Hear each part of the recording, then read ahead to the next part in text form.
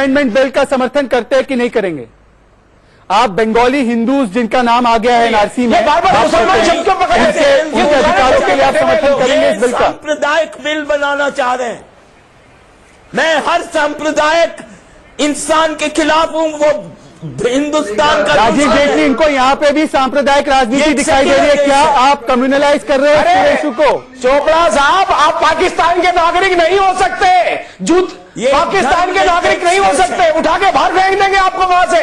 आपको रहने का अधिकार नहीं है वहां। आप बांग्लादेश में नहीं रह सकते जाके।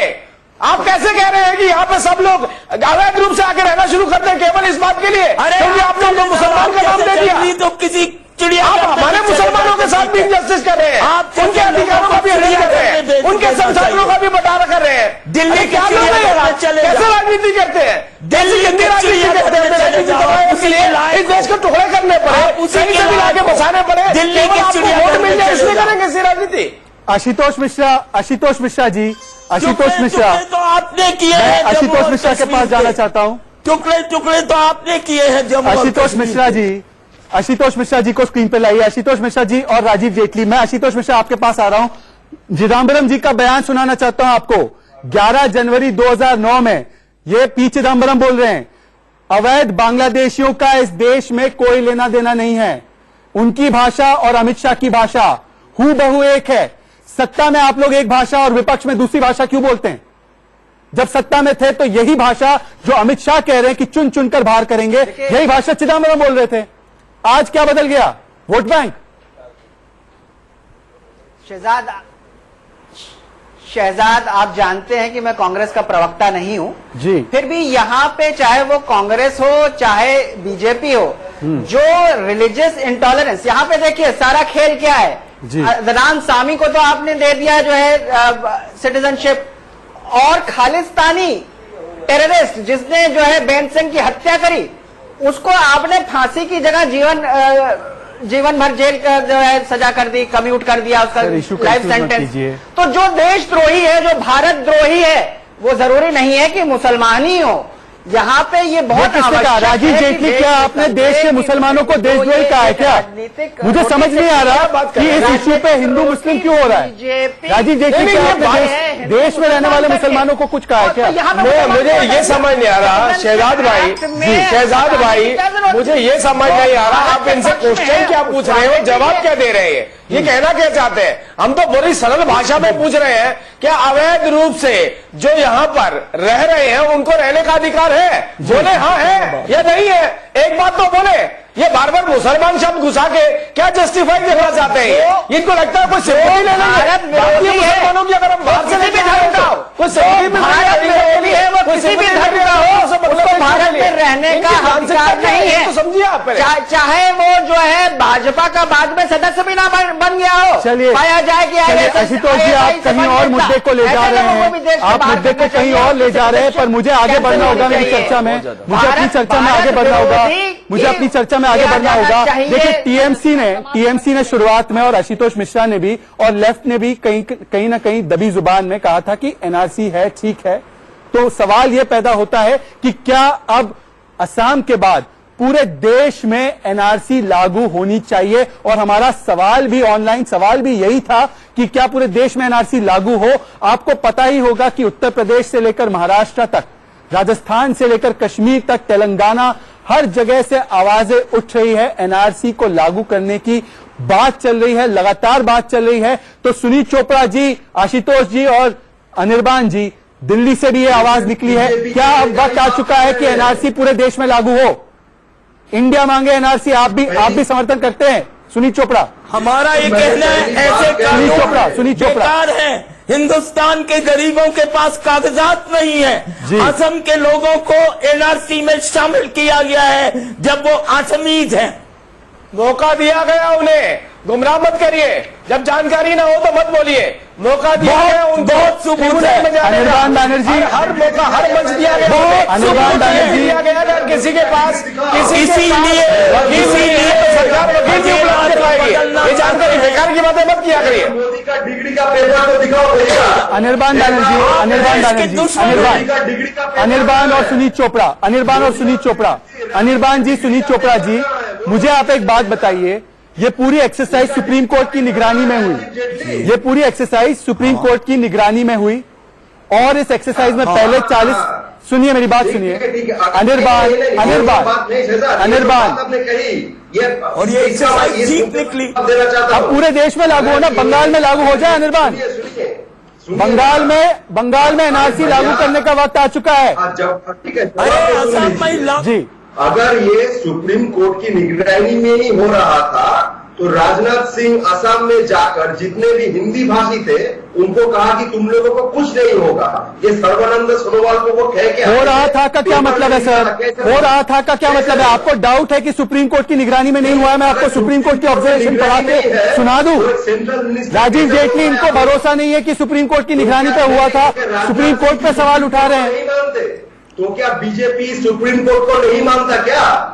राजनाथ सिंह राजीव जेटली क्या बंगाल में और पूरे देश में वक्त हो चुका है एनआरसी लागू करने का? बोले, छोटा बोले, चलिए सुनिए अनिर्बान, सुनिए जी। राजीव जेटली, मैं एक ही बात बोल रहा हूँ, ये कितनी भी देर बोले, मैं तो एक ही आग्रह कर रहा हूँ इनसे, मैं तो एक ही आग्रह कर रहा हूँ। बार बार मैंने चार बार मैंने एक ही प्रश्न उठाया और चारों बार ये प्रश्न को इधर से उधर घुमा रहे हैं। देखिए दो कोई भी राजनीतिक पार्टी है उसको अपना स्टैंड तो क्लियर करना चाहिए ना। मैं फिर से एक बार पूछता हूँ, क्या अवैध रूप से जो लोग हमारे देश में रह रहे हैं उनको रहने का अधिकार है या नहीं है?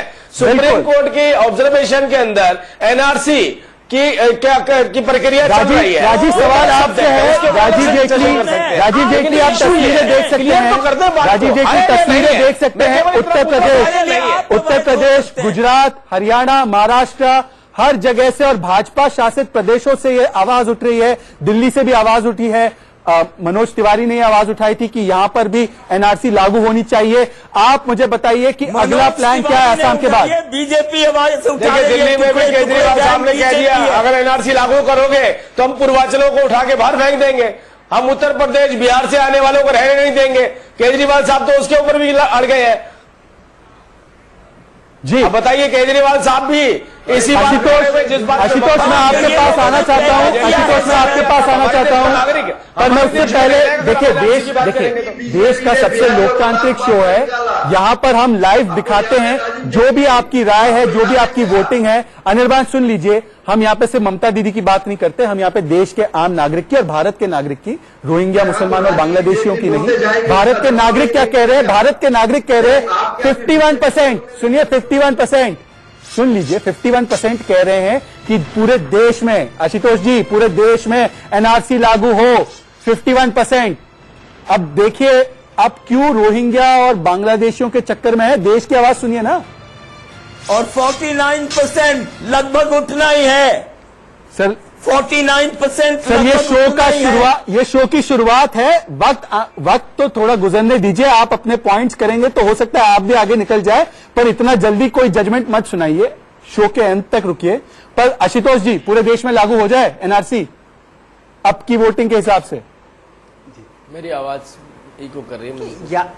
अगर आप एक बड़ी इंटरेस्टिंग चीज देखें हैं तो जितने स्टेट हैं जो एनआरसी को इस समय जिस रूप में अमित शाह लाना चाहते हैं, वो जो है सपोर्ट करने वाले सब भाजपा के लोग हैं जो अपनी अक्षमता, वो ठीक से जो है गवर्नेंस नहीं कर पाए हैं, लॉ एंड ऑर्डर मेंटेन नहीं कर पा रहे, तो उसको छुपाने के लिए भाजपा किस रूप में चाहते हैं? कंडा है हिंदू, आप बताइए किस रूप में चाहते हैं? वही कर रहे हैं।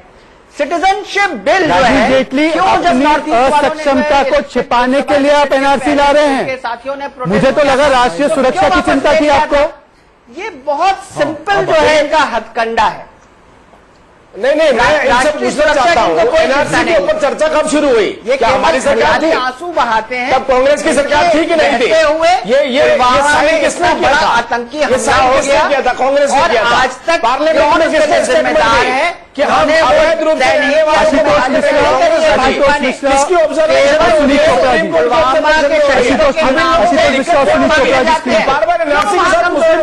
जी, आशुतोष जी, मुसलमान शब्द क्यों लगा लेते हैं? हम बार बार कह रहे हैं अवैध रूप से रहने वाले जो कानूनी दायरे में नहीं आते उनको देश में रहने का अधिकार नहीं है। ये क्यों चाहते हैं कि वो लोग यहाँ पे रहे, हमारा वोट बैंक बन के रहे, हमें वोट देते रहे और हमारे संसाधनों को लेकर के चले जाए? मैं एक बंगाली का अधिकार छीन लूं, मैं एक दिल्ली वाले का अधिकार छीन लूं, मैं उत्तर प्रदेश का अधिकार छीन लूं, यहाँ के नागरिकों का अधिकार छीन के कहीं और क्यों देना चाहते हैं? ये आशुतोष जी, भाजपा शासित प्रदेश इसलिए एनआरसी चाहते क्योंकि वो असक्षमता छिपाना चाहते। आप मुझे बता सकते कि राजीव गांधी भाजपा के प्रधानमंत्री थे? क्योंकि असम अकॉर्ड की आत्मा एनआरसी में है और एनआरसी का आइडिया सबसे पहले मनमोहन सिंह की सरकार ने इसको आगे किया था। तो क्या मनमोहन सिंह और राजीव गांधी भाजपा के प्रधानमंत्री थे और दोनों असक्षम थे? जी शहजाद, एनआरसी जो है 1951 से है और यहाँ पे जो है नीति और तो 1951 में भाजपा असक्षम थी, इसलिए कांग्रेस ने लेकर आया था एनआरसी के। उस समय अगर आपको याद हो तो जो है देश का विभाजन हुआ था और पहली बार एनआरसी 51 में क्रिएट किया गया। तो ये एक प्रशासनिक प्रावधान था जिसको कि सर सच तो ये है भाजपा की नीति गलत है, जिसको मैं कहता हूं वायनाड कांग्रेस ने शुरुआत की पर उसमें वो हिम्मत नहीं थी इस काम को पूरा करने की, और इस काम को आज पूरा मोदी सरकार कर रही है, अमित शाह कर रही है।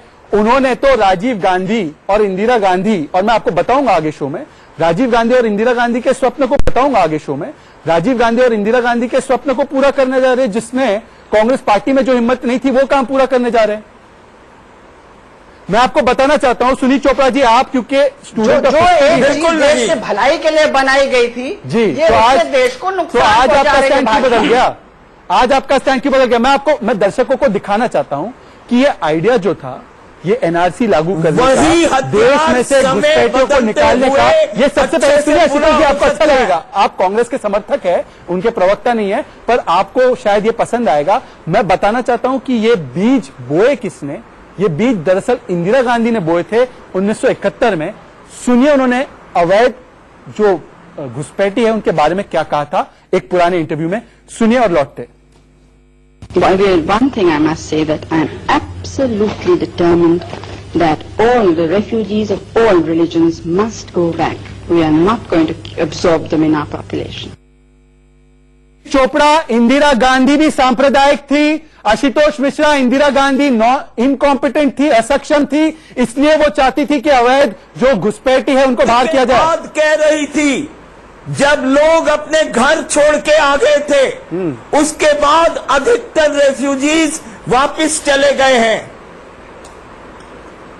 अधिकतर रेफ्यूजीज वापस चले गए हैं, दिखा रहे हैं। चलिए तो जो बच गए हैं उनको यहाँ पे चोपड़ा जी में जा रहा कार्यक्रम किया जाना चाहिए। चोपड़ा जी को सब चिट्ठी लिख के बना दे, चोपड़ा जी के साथ करस्पॉन्डेंस करते हैं, वो टेलीग्राम भेजते रहते हैं। उनके पास जानकारी आ गई है कितने लोग चले गए हैं। राजीव जेटली के पास आंकड़ा कहां से है? सुप्रीम कोर्ट के पास वो जानकारी नहीं है, इन लोगों के पास आ चुकी है पहले। मेरे पास कुछ आंकड़े हैं। सुनील चोपड़ा जी, आप कह रहे हैं कि ज्यादातर लोग बाहर चले गए हैं। मैं आपको कुछ आंकड़े बताना चाहता हूं, और ये आंकड़े बीजेपी के नहीं है, बीजेपी सरकार के नहीं है। 1 करोड़ घुसपैठी है, ये कह रहे थे इंद्रजीत गुप्ता। 1997 में पार्लियामेंट में कहा उन्होंने। 50 लाख बाहर से लोग हैं असम में, 1.5 करोड़ विदेशियों में से, ये कहा था श्री प्रकाश जायसवाल ने 2004 में। तो आपने जो आंकड़ा अभी इजाद किया कि बाकी तो चले गए हैं, कुछ लोग बाकी हैं, ये 50 लाख और 1 करोड़ का आंकड़ा है सर। आप उनको अपने घर में ले जाइए, अपने कम्युनिस्ट पार्टी के दफ्तर में रखिए। और 19 लाख में 16 लाख हिंदू हैं सर, तो उनको तो नागरिकता दी जा रही है ना। 19 लाख नागरिकता दी जा रही है। हिंदू हैं। आप हिंदू मुसलमान में क्यों बांट रहे हैं? कहाँ दी जा रही है? क्यों? राजीव जेटली 4 लाख जो और है उनको भी दी जाए, 4 लाख और को भी दी जाए। राजीव जेटली मुझे समझ में नहीं आ रहा कि इनका प्रॉब्लम क्या है। पहले कहते सांप्रदायिक है, फिर कहते कि हिंदू ज्यादा है इस लिस्ट में। अगर हिंदू है तो फिर भाजपा ने सांप्रदायिक कार्ड कैसे खेला? समझा सकते हैं मुझे राजीव जेटली? क्या आपका सांप्रदायिक कार्ड हिंदुओं के खिलाफ था? हिंदुओं को लेना चाह रहे हैं। देखिए, पहली बात है कि हमने कहा आपका कानून इजराइल के कानून जैसा। इजराइल? आपका कानून इजराइल जैसे कानून। क्या चाहते हैं आप चोपड़ा जी और ये टीएमसी वाले क्या चाहते हैं ये बताइए? अब मैं बार बार ऐसा है शहजाद भाई, मैं बार बार इसलिए रुक जाता हूं एक ही प्रश्न पे। इनको बोलने दो, इन्हें बोलने दो। पूरा देश देखे, वेस्ट बंगाल से टीएमसी के नेता को बोलने दो कि हम इसकी खिलाफत करते हैं, ताकि वेस्ट बंगाल का मूक नागरिक तो देखे इस बात को, एक बंगाली कि ये लोग कर क्या रहे हैं। ये किसकी दलाली कर रहे हैं? ये हमारी सेवा कर रहे हैं किसी राजनीतिक पार्टी बन के दूसरे देश से आए अवैध लोगों को यहाँ पर घुसपैठ करवा के हमारे संसाधनों का बंटवारा कर रहे हैं। ये सुनना चाहिए उस व्यक्ति को जो वेस्ट बंगाल का रहने वाला है, इस देश का रहने वाला है। देखिए बिल्कुल साफ है, हमने कहा कि जो बांग्लादेश के साथ एरिया लगता है, हमने कहा रिव्यू करना चाहिए। कुछ लोग उसमें बाहर भी हो गए, कुछ लोग उसमें एंटर किए, हमने कहा रिव्यू करना चाहिए। जो बांग्लादेश के बॉर्डर के साथ सटे हुए एरिया है वहां 20% रैंडमली 20% आंकलन होना चाहिए कि जो हमने सर्वे किया है वो सर्वे ठीक है कि नहीं है। इसी तरह का दूसरे इलाकों में 10% का सर्वे होना चाहिए। कहीं ऐसा ना हो कोई व्यक्ति ऐसा हो जो इस देश का नागरिक हो, वो उस रजिस्टर में वो उसका रजिस्ट्रेशन ना हो पाया हो। कोई ऐसा भी हो सकता है जो नागरिक ना हो और उसमें एंटर हो गया हो। तो इसके लिए हमने सुप्रीम कोर्ट में भी इस बात को रखा है। लेकिन हमारी इश्यू ये नहीं है, बिल्कुल इश्यू ये है राजीव जेटली मुझे अगर इस देश की है मुझे इतना तो कम से कम क्लियर करना चाहिए। जी मुझे राजीव जेटली मुझे आगे बढ़ना होगा। अनिर्बान मैं आपके पास आ रहा हूं, मुझे दिख रहा है कि आप कुछ कहना चाहते हो, पर मुझे अगले राउंड की ओर बढ़ना होगा क्योंकि विपक्ष बहुत ही नायाब तरीके से एनआरसी का एक और डर फैला रहा है। और वो कैसा डर फैला रहा है? वो कह रहा है एनआरसी का डर दिखाकर कि यूपी और बिहार के लोगों को निशाने पे लिया जाएगा। जी मतलब बांग्लादेशियों से डिफ्लेक्ट करवा के यूपी और बिहार के लोगों पर निशाना है। और कैसे वो निशाना साध रहे हैं? जब केजरीवाल से पूछा गया कि क्या एनआरसी दिल्ली में लागू हो, तो उन्होंने बोला कि अगर एनआरसी लागू हो जाएगी तो सबसे पहले मनोज तिवारी, अब मनोज तिवारी कोई बाहर से आए हुए व्यक्ति नहीं है, वो भारत के नागरिक है और इस पे किसी को सवाल निशान नहीं है, पर मनोज तिवारी को सबसे पहले दिल्ली छोड़कर जाना पड़ेगा। ये एक चुने हुए मुख्यमंत्री ने कहा है। आपको यकीन नहीं होगा, मैं आपको उनकी बात सुनाना चाहता हूं। सुनिए उनकी बात को और मैं आपको समझाता हूं इसके पीछे का रहस्य। सुनिए। घुसपैठ के जिम्मेदार एनआरसी लागू होना चाहिए सर। अगर एनआरसी दिल्ली में लागू हो गया सबसे पहले मनोज तिवारी को दिल्ली छोड़नी पड़ेगी। प्रवासी लोग जो उत्तरांचल से आए होंगे, हिमाचल से आए होंगे, उड़ीसा से, मध्य प्रदेश से, हरियाणा, पंजाब से, उनको आप विदेशी समझते हो, दिल्ली से उनको भगाओगे, आप भी तो उन्हीं में से एक हो। तो अगर अरविंद केजरीवाल की ये नीयत है कि जो भी बाहर से प्रवासी आया उसको हम भगा देंगे दिल्ली से, तो मैं समझता हूं वो मानसिक रूप से दिवालिया हो गए हैं। अनिर्बान बैनर्जी, अरविंद केजरीवाल की मानसिक स्थिति के लिए कुछ कीजिए, क्योंकि उनको अवैध जो घुसपैठी है और भारत का ही एक नागरिक जो अपने स्टेट से दूसरे स्टेट में जाता है, जो संवैधानिक अधिकार है, उन दोनों के बीच में फर्क समझ में नहीं आ रहा। या ये राजनीति ये है कि यूपी और बिहार के लोगों को डराओ, उनके खिलाफ इस तरीके से माहौल बनाओ कि एनआरसी उनके खिलाफ होगा और एनआरसी के ऊपर रोक लगाओ अपने प्रदेश में लागू होने से।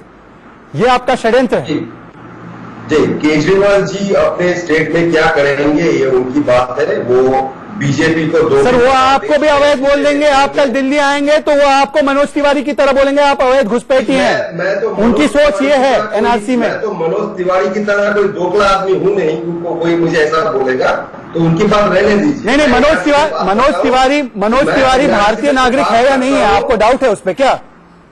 मनोज तिवारी की नागरिकता पे आपको सवाल है क्या कोई? मैं यही प्रश्न पर आ रहा था, आप एकदम करेक्ट प्रश्न कर चुके हैं। अगर मनोज तिवारी हो, अरुण जेटली, राजीव जेटली हो या अनिर्बान बनर्जी हो, अगर प्रमाण देना है तो सबको देना है। यही सिस्टम होना चाहिए।